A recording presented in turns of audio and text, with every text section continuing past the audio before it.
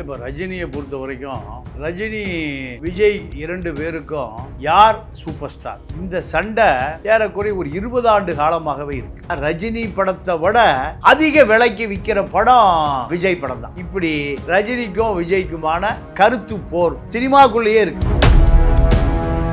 ஜெகதீஷ் பழனிசாமி சமூக வலைதளத்தை மிக எளிதாக கையாளக்கூடிய 50 பேர் வச்சிருக்காரு. இப்போ ஆட்சிக்கு வந்த பிறகு விஜய்க்கு எதிராக கருத்து சொல்லுகிறவர்களை அடிச்சு காலி பண்ணிடுறான், அவன் கேரக்டரே காலி பண்ணிடுறான். இதுதான் விஜய்க்கு ரொம்ப தேவை. அப்போ ரஜினிக்கு இதுதான் ரொம்ப பாதிப்பு.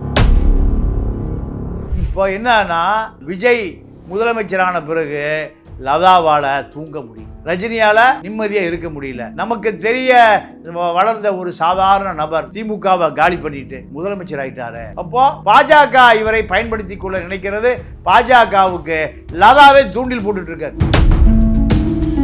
உதயநிதியை கேள்வியை பார்த்தா உதயநிதி தான் ஆளுங்கட்சி போல் இருக்கு, எதிர்கட்சி தான் விஜய் போல் இருக்கு. அந்த அளவுக்கு துணி குரல் உயர்ந்து இருக்கு உதயநிதி.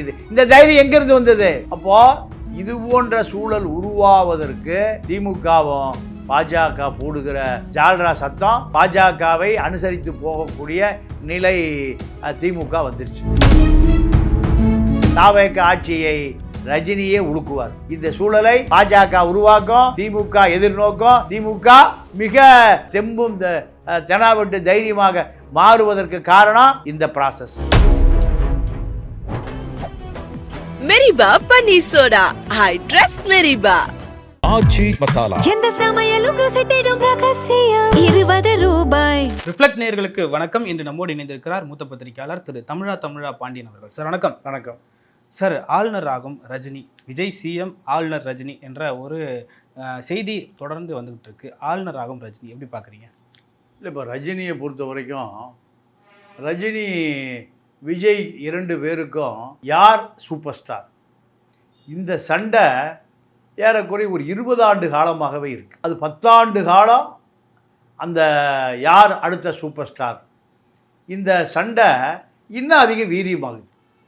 இது எப்போ வீரியமாகுதுன்னா விஜய் அரசியலை நோக்கி நகர ஆரம்பிக்கிற பொழுது விஜய் அரசியல் super star, cinema super star, இந்த செய்தியை விஜய்க்கு பெரிய பக்கபலமாக இருக்கிற ஜெகதீஷ் பழனிசாமி இந்த சமூக வலைதளத்தை பொறுப்பை எடுத்த பிறகு அஜித்தை காலி பண்ணியாச்சு. அடுத்து ரஜினியை காலி பண்ணோம். ரஜினியை சூப்பர் ஸ்டார் கிடையாது, சூப்பர் ஸ்டார் ஏன்னா ரஜினி படத்தை விட அதிக விலைக்கு விற்கிற படம் விஜய் படம் தான். ரஜினி சிங்கிள் ஹீரோவாக இருந்த காலம் போய் இப்போ அவர் படத்தில் 2-3 ஹீரோக்கள் வந்தால் மட்டும்தான் அந்த படம் விலைக்கு விற்க முடியும் நிலைமை வந்துச்சு. அப்போது சோலா விஜய் நடிக்கிற படம் மட்டும்தான் பல கோடி ரூபாய் முதலீடு லாபம் எடுக்க முடியுது.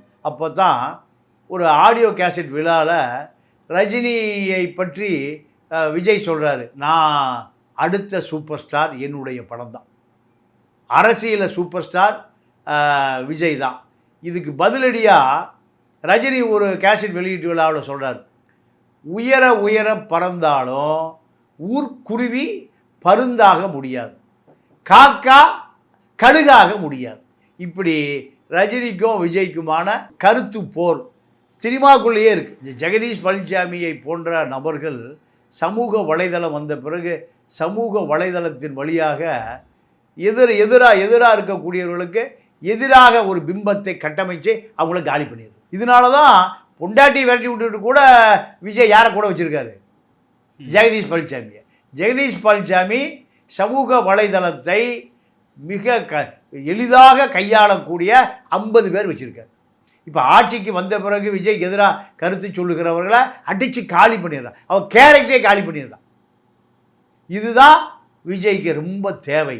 அப்போ ரஜினிக்கு இதுதான் ரொம்ப பாதிப்பு. ரஜினியை பொறுத்த வரைக்கும் 1996 ஜெயலலிதாவை எதிர்த்து காங்கிரஸை ஆதரித்து திமுகவை ஆதரித்து குரல் கொடுத்து ரஜினியை பொறுத்த வரைக்கும் தமிழ்நாட்டு அரசியலில் லைவாக ஒரு பர்சனாலிட்டியாக தன்னை நிறுத்தி கொண்டார். அவர் முதலமைச்சர் வேட்பாளர் அதை தாண்டி முதலமைச்சருக்கு ஆதரவு கொடுக்கக்கூடிய ஒரு பெரிய வேட்பாளர். கருணாநிதி குடும்பத்துக்கு, திமுகவுக்கு, ஜெயலலிதாவுக்கு எதிராக பல நேரங்களில் குரல் கொடுத்தவர் ரஜினி, குரல் கொடுக்க வைத்தவர் கருணாநிதி. இவருக்கு மூப்பனார் பாதுகாப்பு, இப்படி ஒரு பெரிய அரசியல் பிம்பம்.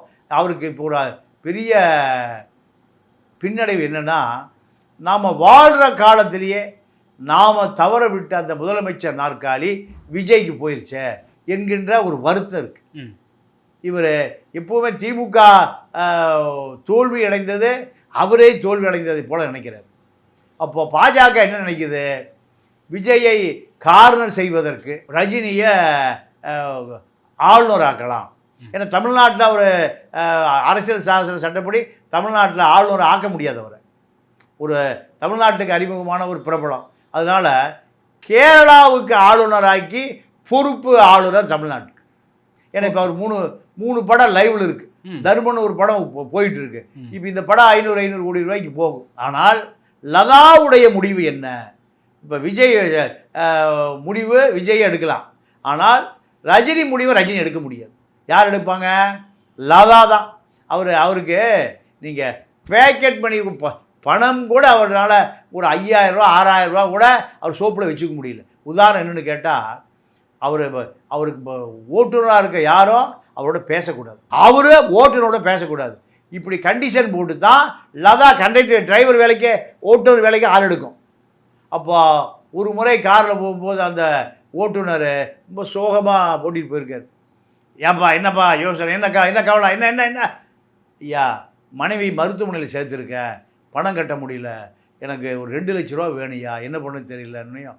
அப்போ என்கிட்ட காசு இல்லைப்பா, என்கிட்ட 6000 ரூபா தான் இப்போ இருக்குது. எவ்வளவு? 6000 ரூபா தான் என்கிட்ட இருக்குது. 6000 ரூபா எடுத்து கொடுத்துருக்காரு. இதுதான் ரஜினியுடைய நிலைமை. அப்போது அவருடைய தேவைகள் அனைத்தும் பூர்த்தி செய்யப்படுது. அத்தனை தேவைகளும் லதா தான் பணம் கொடுக்கும்.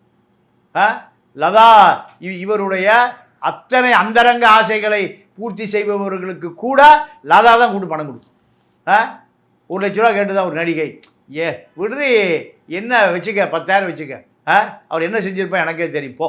இதுதான் லதா. அப்போது இப்படிப்பட்ட குடும்பம் தான் ரஜினி குடும்பம். இப்போ என்னன்னா, விஜய் முதலமைச்சரான பிறகு லதாவால் தூங்க முடியல, ரஜினியால் நிம்மதியாக இருக்க முடியல.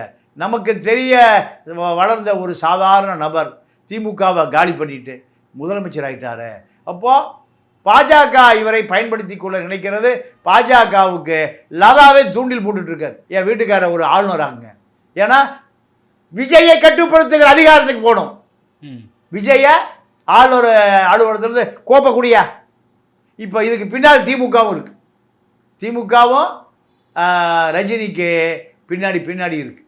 இதை தெரிந்து கொண்ட விஜய் தான் யாருக்கு சாப்பாடு எடுத்துகிட்டு போகிறாரு? அமித்ஷாவுக்கு சப்பாத்தி எடுத்துகிட்டு போகிறாரு, பன்னீர் பாலக் பட்டர் மசாலா எடுத்துகிட்டு போகிறார்.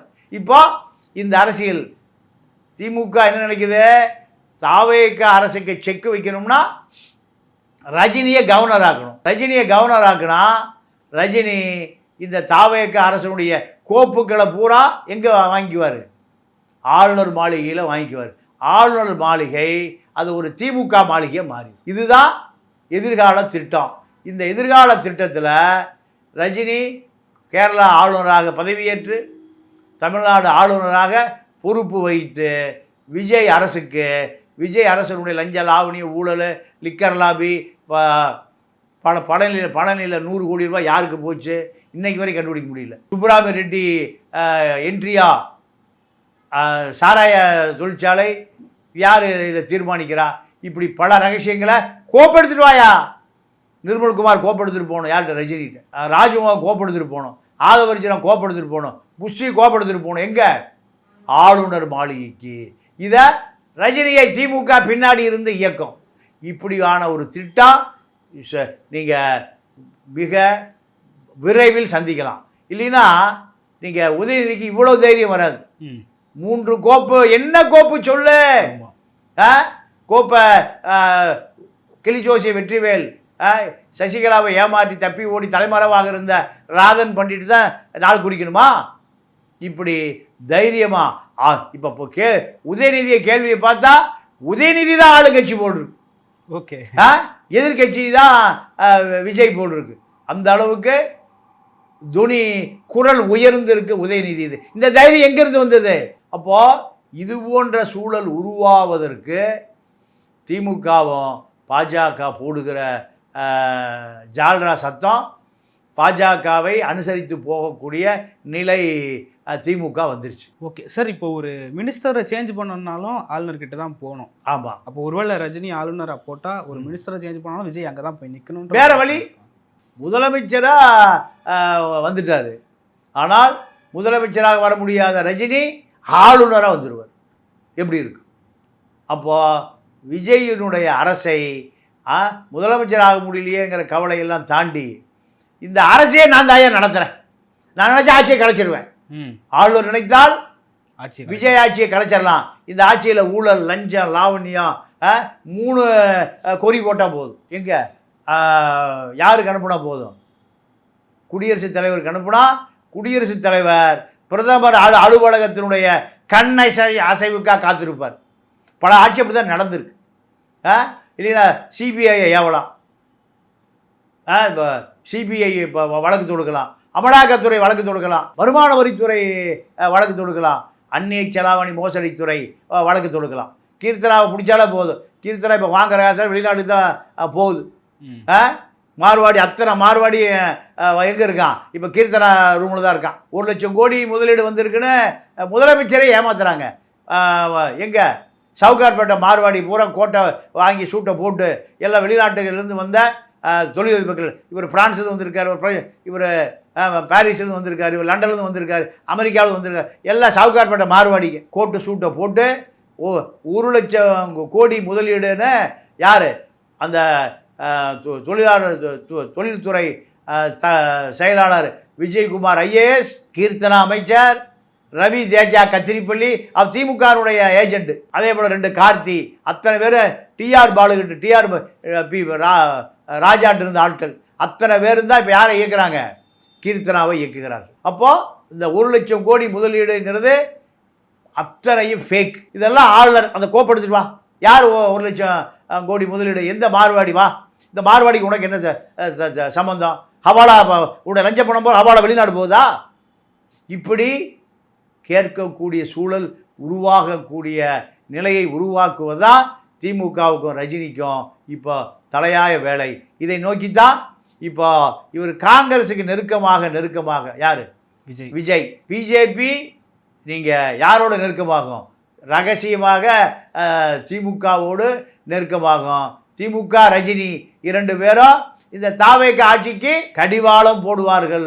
அது ரஜினி முதலே சொல்லியிருக்காரு. காக்காய் காகம் பருந்தாகாது, உயர உயர பறந்தாலும் ஊர்க்குருவி பருந்தாகாது. நான் சூப்பர் ஸ்டார் யாருன்னு காமிக்கிறேன், நான் சூப்பர் ஸ்டார்னு யாருன்னு காமிக்கிறேன். ஆளுநர் மாளிகையில் அத்தனை கோப்புகளும் எடுத்துக்கொண்டு உங்கள் அமைச்சர் நிற்கணும். எங்கே இப்போ நம்ம ஆளுநர் ரவி இருந்தார்ல, ரவி திமுகவை பிடிச்சு உழுக்கினார்ல, அதே போல் தாவேக ஆட்சியை ரஜினியே உழுக்குவார். இந்த சூழலை பாஜக உருவாக்கும், திமுக எதிர்நோக்கும். திமுக மிக தெம்பும் தெனாவட்டு தைரியமாக மாறுவதற்கு காரணம் இந்த ப்ராசஸ். ஓகே சார், ரஜினிக்கு இந்த ஆளுநர் ஆஃபர் ரொம்ப நாட்களாகவே வந்துட்டு இருக்குன்னு சொல்கிறாங்க. அது மட்டும் இல்லாமல் விஜய் சிஎம் ஆனதுக்கப்புறமா இந்த செய்திகள் அதிகமாக வருது. அது மட்டும் இல்லாமல் லதா அவர்கள் தனியாக இயக்கம் வேற ஆரம்பித்து நம்ம இனிமேட்டு கட்சி போல் செயல்படுவோன்ற மாதிரி பேசியிருந்தாங்க. விஜய் ஆட்சிக்கு வந்த பிறகு இவ்வளவு அரசியல் தீவிரம் காட்ட வேண்டிய அவசியம் என்ன வந்ததுன்ற ஒரு கேள்வி இருக்குது. இல்லை, விஜய் முதலமைச்சராக ஆனது அவரால் ஜீர்ணிக்க முடியல. காரணம் என்னென்னா, நீங்கள் அரசியல்னா பெரிய இமாலய சக்தி நினச்சிட்டு இருந்தாங்க. எம்ஜிஆர், ஜெயலலிதா, ஒரு 1.5 கோடி 2 கோடி தொண்டர்கள், அதே போல் திமுக, அண்ணாதுரை, பெரியார், இப்படி ஒரு பெரிய பிம்பம்.